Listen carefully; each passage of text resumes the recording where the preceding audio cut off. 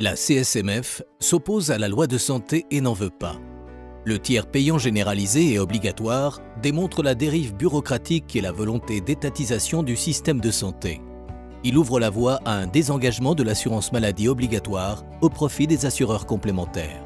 Ce projet de loi ne respecte pas les médecins.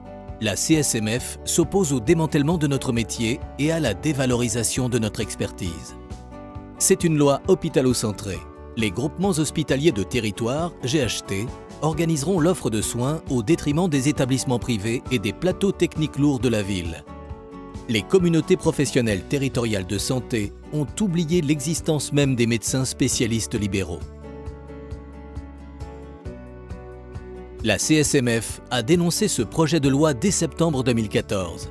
Elle a appelé les médecins à une grève administrative totale, ce qui a conduit à l'engorgement des caisses.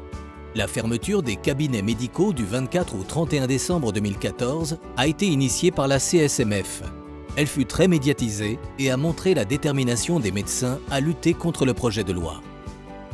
La CSMF a provoqué aussi des grèves dans la permanence des soins, en ambulatoire et en établissement de soins privés.